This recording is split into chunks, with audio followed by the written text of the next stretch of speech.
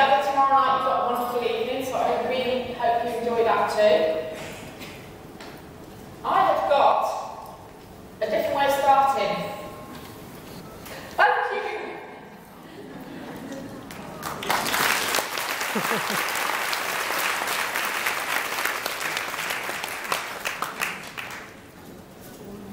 That is for all the background staff at the hospitals, because we never get a chance to see you guys. It's the nurses, the doctors, everybody else we see.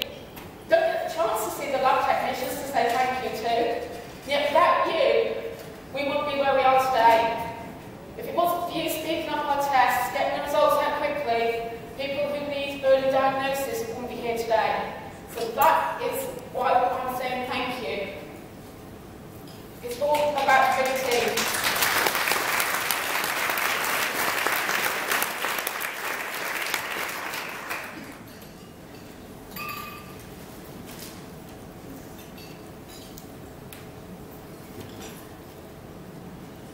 How did I become a cancer voice, and what is a cancer voice? A cancer voice is a patient that needs to raise awareness of issues that affect them. Without us, Macmillan cannot get points of view across from health professionals, patients, whatever. So by being a carer cancer voice, a patient cancer voice, a health professional cancer voice, everything matters. So we're all singing from the same hymn sheet to get issues raised. Main one, hospital car parking charges. We all know that one, staff included. So every issue that affects a cancer patient also affects hospital staff. A lot of people don't realise that. I do. And I really, really appreciate that issues that Macmillan raise affect every single person, whether a member of the family is on a vigil because a member of the family is seriously ill or whatever. It affects everybody. So, yes, raising awareness of issues with Macmillan also helps the bigger picture and the bigger society. How did I become a cancer voice? I did things backwards. I always do. According to my mum, I was born awkward and stayed awkward because I was a breech baby. I needed to raise awareness of an issue that really affected me, so I contacted Central News. The issue was, how many of you in this room at the age of 22 had life insurance in place? Any hands? Me neither. I wish I had though, because at 22 I got diagnosed with breast cancer. And it wasn't until I was older, trying to apply for the mortgage on my first matrimonial home, while I was working full-time, doing a law degree, doing a legal counsel course by correspondence, running a home and working full-time, I thought I would be able to get a mortgage. When I went to the banks and the insurance companies, their answer was, we'd like to say no. I've learned from that one. It's too late for me, I can't get it. So I've lost 2 homes because of it. We're also penalised with the bedroom tax, so hey-ho, £14.23 a week for an office isn't bad for me. That's the way I look at it. I always look at things in a positive light. So the way stories get in the media is Macmillan normally ring people up and say, we need this doing, we need that doing, can you do it? If I'm free, yeah, I'll say it. Easy peasy, send the film crews to me. If it's an issue that I can help raise awareness of, that's exactly what I do. And that is what cancer voices do. Whether they're a carer cancer voice, health professional cancer voice, or a patient cancer voice. So that's what we do for Macmillan.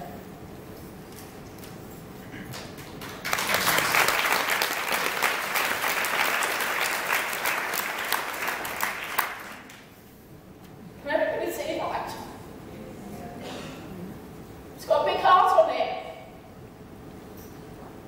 That is exactly what Macmillan have got, a big heart, to help cancer patients and their families through the most difficult times in their lives. The support that Macmillan, their health professionals and their support staff give is unbelievable to a family facing cancer.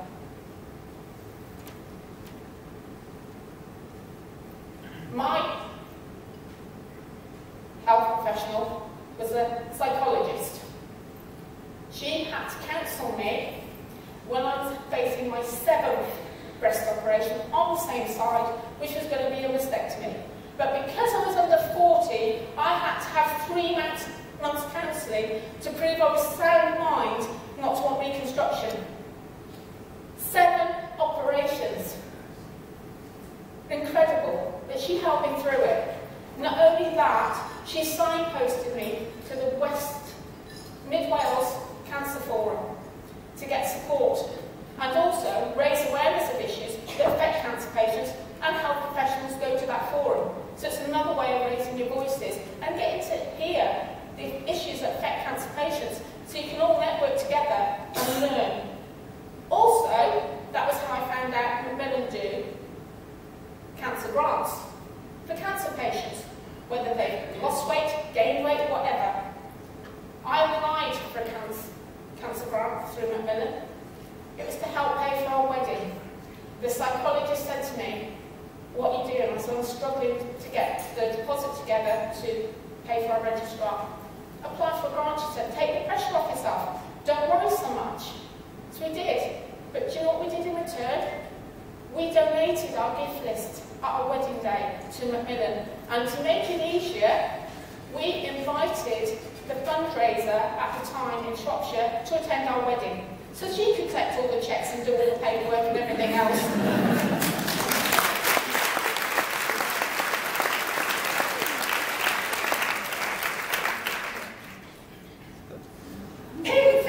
Swimming fins, a great big passion of mine. I love swimming and always have. But little did I know the job I was going to have to go back swimming.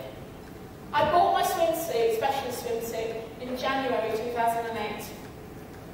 6 months later, I still hadn't hit the pool. Why? For every reason I could think of going, I could give myself 200 reasons not to go. So what did I do? I was lucky enough to find a leisure centre who were prepared to help me. At the time, that's all the movement I had in my left arm. For 10 years, I'd lost the use of my left arm. That meant I needed help being changed. So I had to have my partner, who was male, to help me change. Most changing rooms are segregated, so it was very difficult. So I picked up the phone and I asked the leisure centre for help. What help do you need? Well, I said, I need a changing room where I can feel secure, where I can put things safe, where I can shower my prosthesis away from prying eyes so nobody goes, "Ew, what's that?" I needed that confidence and they gave it me. By doing that, within 3 days of being back in the pool, I ended up going to a VIP event in Telford where I met Duncan Goodhue and Steve Parry. But how I met them wasn't in person, just chatting in a room. I was speaking at that event and I was sat next to Duncan before I did my speech. I hadn't realised Steve Parry was at the back of the room either. But when they heard my speech and what journey I'd gone through, I touched them. I didn't know I had. It wasn't until the next day somebody said, "Oh, you made Steve Parry cry." What? Why? Your story touched the whole room. Didn't you realise half the room would be emotional with your story? No, I hadn't realised how powerful my story was. It wasn't until April 2010 I realised how important that journey was for me. But not only for me, but for the people. A friend of mine had had a mastectomy in 2008, and we were talking one Sunday night in April 2010. I said, "Now you're on the road to recovery, what would you like to do?"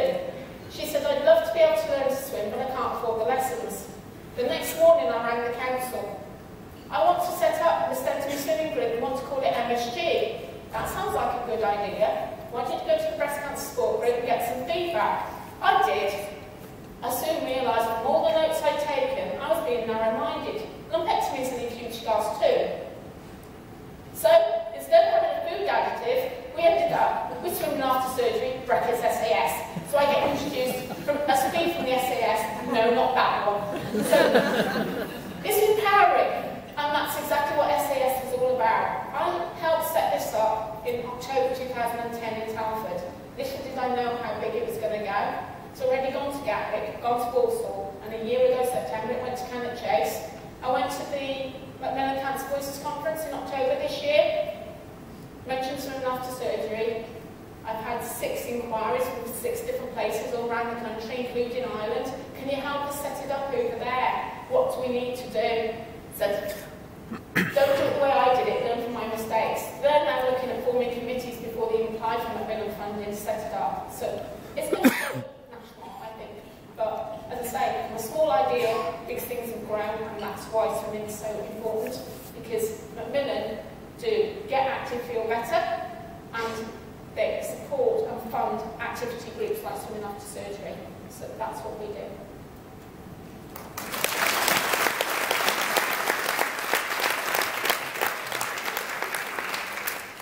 Any ideas? What's it say on the tin? Pledge! What do I want you to do? Any ideas now? I want you to pledge tonight to do something for Macmillan, whether it's the same as what you do, or more of the same, or a bigger challenge for you to do something for Macmillan. That's what I want you to do. So please, please do something for Macmillan and pledge to make our lives better, because without your wonderful support, cancer patients wouldn't be here today.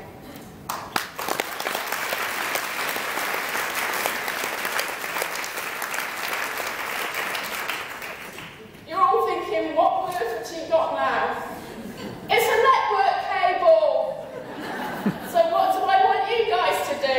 Start networking, because you will most probably find in the room somebody else who's got the same interest as you. If it's a motorbike group, you might be thinking, we might do a charity bike ride for Macmillan. We might be a running group, let's do some marathons. We might be something else, but you never know unless you ask people what their interests are.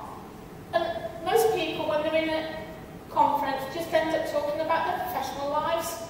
Don't just do that. Find out a bit more, and a bit more about the personalities you're dealing with. Because unless you know, you can't get the full picture. So it'd be interesting to find out what you found out when you network here at this event. So please, please, please pledge to do something for Macmillan, and please, please learn more about your networks. So thank you very, very much.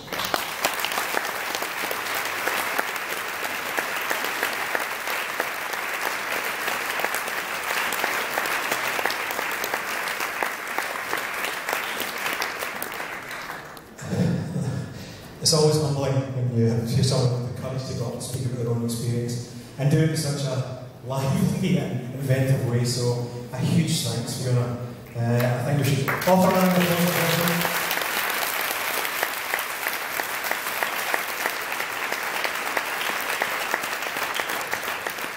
I'm very conscious of that time of night when people want to go to the bar and relax. I have a few notes and points to make. First of all, I'd like to spend 5 or 10 minutes talking about commission structures in NHS England. Could you put the slides up, please? Can I just remind everyone that if you're leaving tomorrow, you have to check out by 9 o'clock. And if you're attending events during the day, you can leave your cases with the concierge, so don't worry about it. For those of you who are still fit to walk tomorrow morning, there will be a walking group at 8 o'clock. Who are meeting at the reception desk. Registration desk.